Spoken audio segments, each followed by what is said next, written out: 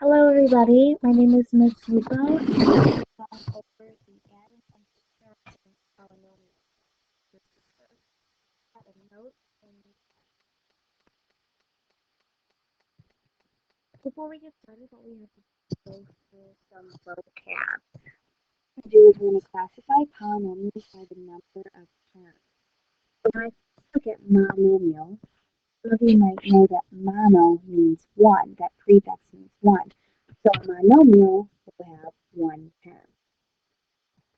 An example of a monomial could be 5x, it could be 6xy. It just has one term. Remember, terms are separated with pluses or minuses. So even though that in this example I have two variables, there's not a plus or minus in between x and y, so it's still considered a monomial. The second vocabulary word that we're going to go over is a binomial. Some of you, again, might know that bi means two, so if you can guess it, a binomial will have two terms. Again, remember, terms are separated with pluses or minuses. So an example would be 5x plus 2. That would be considered a binomial. Or we could have xy plus 7z. You're going to have at least one plus sign to count two terms. A trinomial, we're moving over to the third box, you can probably guess it has three terms. So it's any general polynomial that has three terms. So for example, we could do x plus y plus z. That would be an example of a trinomial because it has one, two, and three terms. And finally, a polynomial, some of you might guess four, but it's actually four or more terms. So anything after four terms is just strictly called a polynomial. Meaning it could have 4, 5, 6, it could have 100 terms. They're all after 4 are just called a polynomial. So an example could be x cubed plus 2x squared minus 5x plus 8. Right? It has 4 terms, 1, 2, 3, 4. That's why it's considered a polynomial.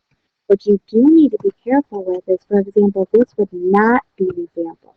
So this is not an example I'm going to give you. X cubed plus 2x squared plus 5x minus 8x. So all I did in the below example was just adding x. You can notice is 5x and negative 8x are like terms. So in order to be considered a polynomial, we would combine like terms, and really it's a trinomial. Okay, so just be careful with that.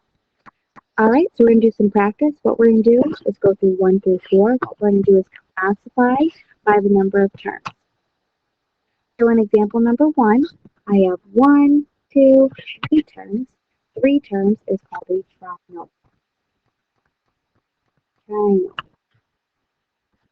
Number 2 has 2 terms that, again, cannot be combined, because if they could be combined, it'd be a monomial. Since I can't combine negative 3y squared and 7, it's called a binomial. 3, even though they have 2 different variables, so I have 7x to the 5th times y, this is still considered a monomial since there's only one term. And lastly, we have n cubed minus n squared plus n minus 1. None of them are like terms, and since it's a 4 terms, it's called polynomial.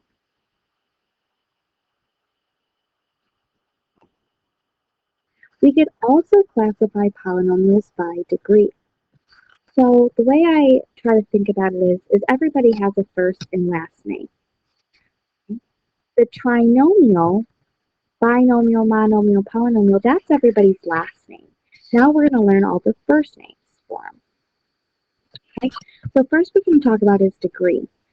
Okay, and now the degree is different if you have a monomial opposed to having a binomial, trinomial, or polynomial. To figure out the degree of a monomial, it's going to be the sum, remember, adding up all of the exponents. So for example, if I have x to the 5th y cubed, the degree, again, that's a monomial because it's only one term, the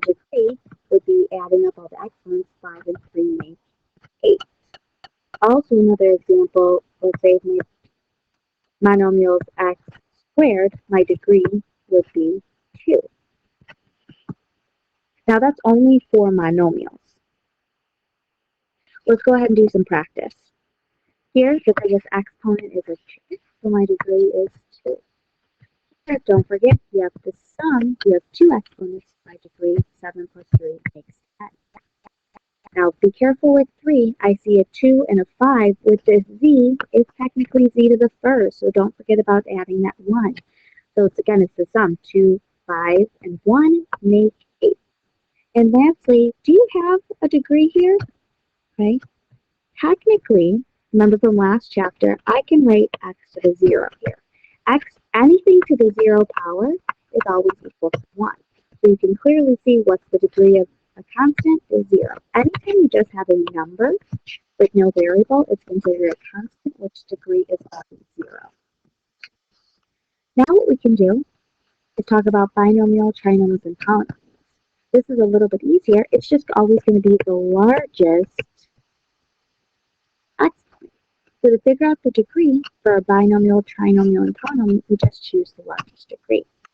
So for example, if I have 2x cubed plus 7x, this would be considered a binomial because there's 2 terms, and the degree, the biggest exponent I see, is a 3.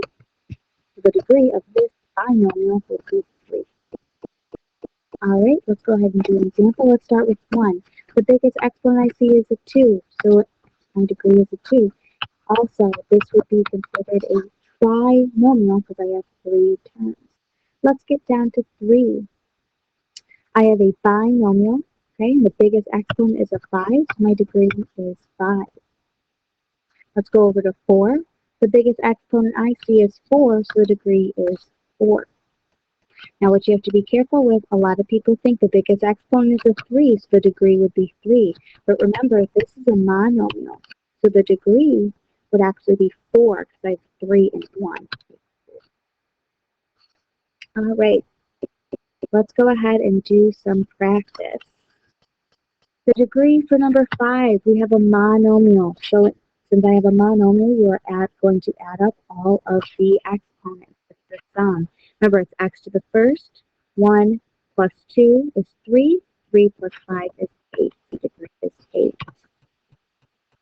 For 6, it's a trinomial, so we just choose the largest degree. The biggest degree is 4.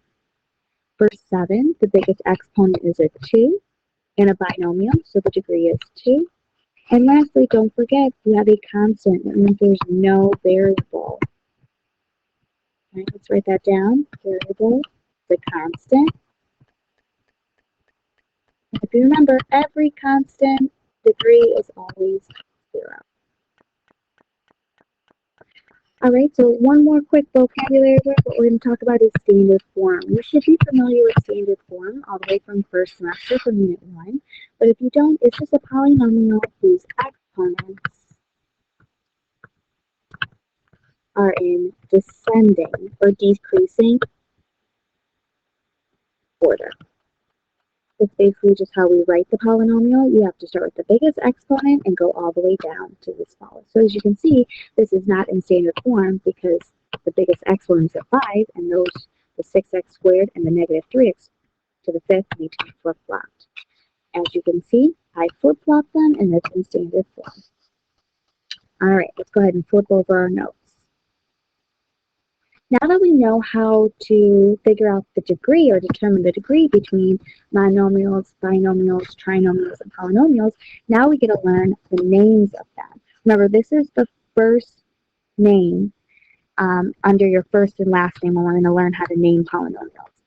Remember, if the degree is 0, remember those are the constants. We talked about those. Constant. An example of that would be 8, -3. Any number that does not have a variable, the degree is always 0. Now, if the degree is 1, it's called a linear. That should sound familiar because you've been graphing lines all first semester. An example of a linear line would be 2x, or -5x plus 7. Okay, the exponent is 1. Remember, it's always x to the first, but we don't like the 1. If the biggest exponent of the degree is a 2, it's called quadratic.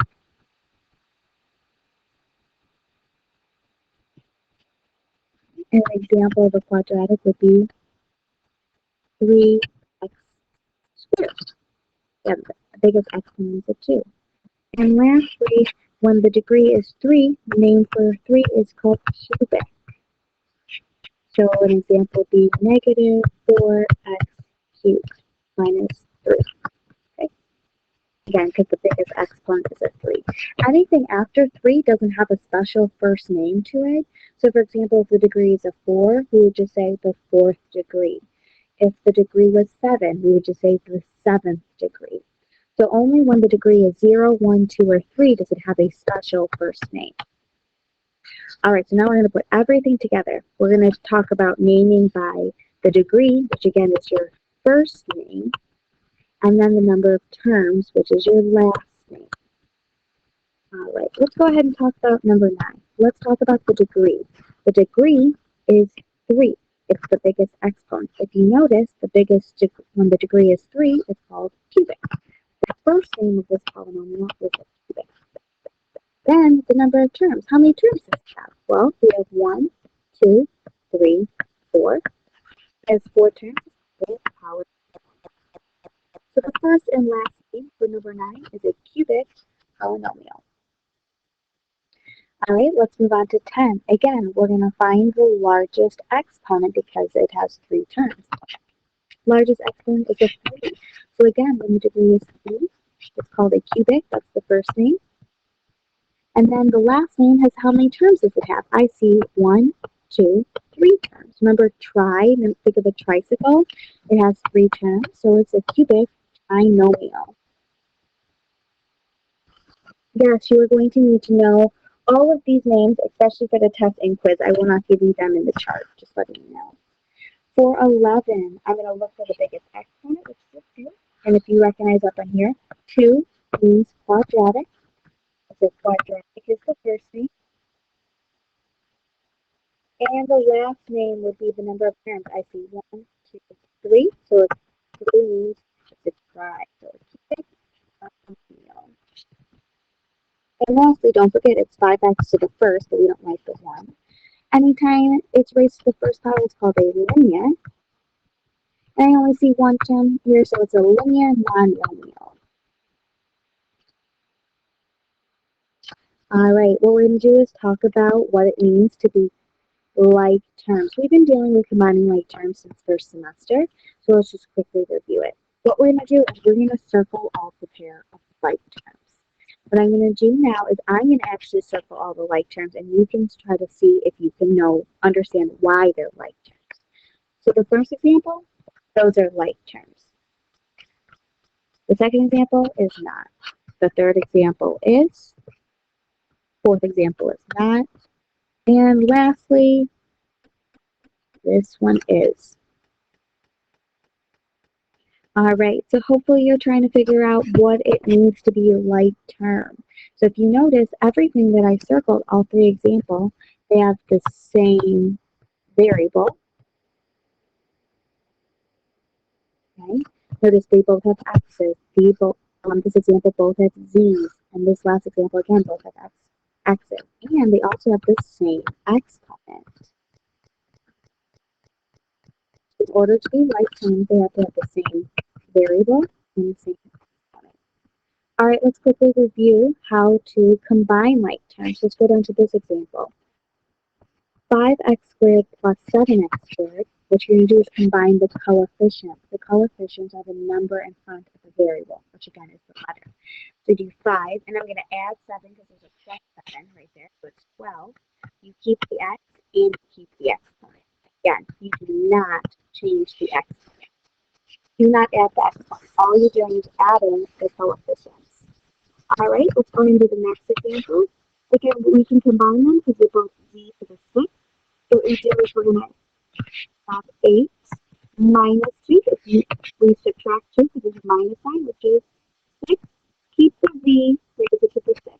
Again, do not change the exponent. And lastly, we're going to do 3 plus 7, which makes 10. Leave the x to 7. Remember, we do not change the exponent. That's a big mistake, or it's a common mistake for everybody. So again, do not add the exponent. The reason why we don't add the exponent is because there's a plus sign here. We're just smushing them together and combining. All right, so we're going to go ahead and do some examples. What we're going to do is add or subtract the following polynomials.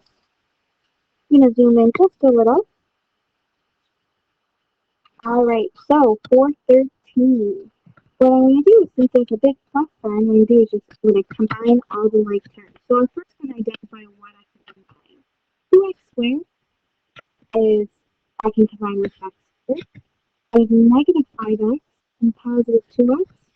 And lastly, I have 9, negative 5. I can go ahead and just start adding these like terms because of the plus sign. Having a plus sign in between both parentheses does not change anything. You'll notice that when I do 14 with a minus. And again, I'm going to write it in standard form, which again is biggest exponent first. So what I'm going to do is I'm going to combine the yellow first. So 2 plus 1x is 3 squared. I'm going to move on to the purple. Negative 5x plus 2x, negative 5 plus 2 is negative 3x. And lastly, I'm going to combine my constants. 9 minus 5 is positive 4. And that is combining those terms. Okay. I'm going to go ahead and skip down to 15, which is pretty similar. Now, see, there's no parentheses, but we're still going to do the exact same steps. Identify like terms. I see at first a pair of like terms, like negative 9 minus 5x. And then I also see positive 4 and negative 8. I hope you're noticing that I'm also circling the sign in front of the term. That helps me figure out if I'm adding that number or subtracting that number. Okay? And if you notice, I have 7x squared doesn't have a like term. But since I want an standard form, I'm going to drop down the 7x squared first because I want that term to come first so it has the largest exponent. From here, I'm going to combine the yellow. Negative 9x minus 5x is negative 15x. And lastly, 4 minus 8 is negative 4. Okay, that has to do with adding. I'm going to jump across to 14. Now here, the difference between 13 and 14 has to do with this minus sign. But there's actually a number in front of here, and it's actually a negative 1. I have to go ahead and distribute that negative 1 just to the second set of parentheses. I can go ahead and drop the parentheses for the first set, and it doesn't do anything. Because there's technically a 1 here, and multiplying by 1 doesn't do anything. So 3x squared minus 11. Now when I distribute the negative, everything becomes opposite signs. So negative 1 times 2x squared is negative 2x squared. Negative 1 times 4x is negative 4x. Negative 1 times 4 is negative 4. Again, I'm only multiplying, distributing that negative 1 to the second set because that minus sign, not to the first set. From here, we're going to combine like terms. I have 3x squared minus 2x, and then negative 11 and negative 4. I'm going to go ahead and combine the blue first. 3 minus 2 is 1 x squared, but you don't need to have that 1 there. So that's why I'm going to go ahead and erase it. Then I'm going to drop down the negative 4x. It's got to be in standard form. And lastly, I have negative 11 minus 4, which is negative 15. Okay. All right, it's pretty similar. Again, if you recognize, I have a minus sign, so I'm going to distribute the negative 1 plus to the second set of parentheses. There's a 1 here, but again, multiplying by 1 to the first set does not do anything. So my first parentheses, again, I just dropped. So 6x squared minus x plus 2. When I distribute that negative 1, it becomes negative 5x.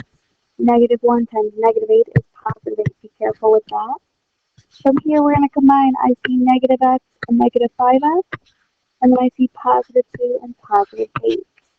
I'm going to go ahead and drop down 6x squared because it's the largest exponent. It's got to be in standard form. Negative x minus 5x is 6x.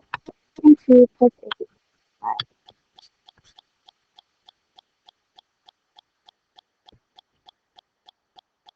All right. Let's go ahead and jump to 17. Again, you see a minus sign in parentheses. That to give you the hint that everything needs to be subtracted, so everything needs to multiply by -1. I'm going to go ahead and drop down the negative 9x plus 4. And then I have to distribute the -1. I have -1 times -5x, so positive 5x. -1 times 7x squared is -7x squared. And -1 times -8 again is positive 8. Negative times a negative is positive. From here, I'm going to go ahead and combine like terms. I have -9x plus 5x, and then I have 4 plus 8. I'm going to go ahead and drop down that -7x squared because I don't have anything to combine it with, and that's got to be in standard form. -9x plus 5x is -4x, and lastly, I have 4 plus 8, which is 12.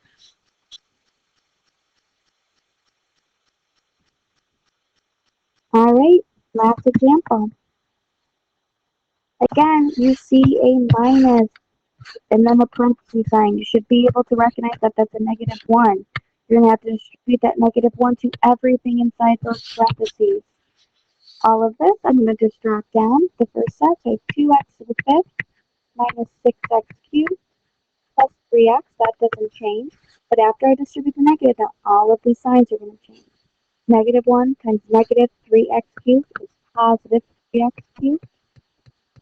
-1 times 5x is -5x. Then -1 times -6 is +6.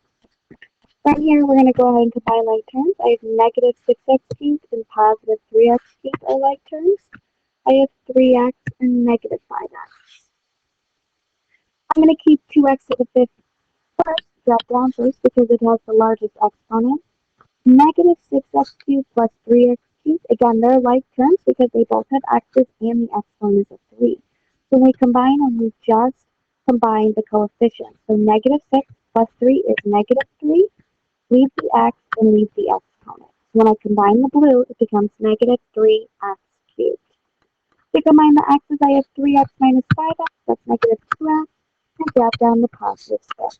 And that is all of our notes for 7.1, adding and subtracting polynomials. Please go ahead and stop the video and begin your homework. Thank you.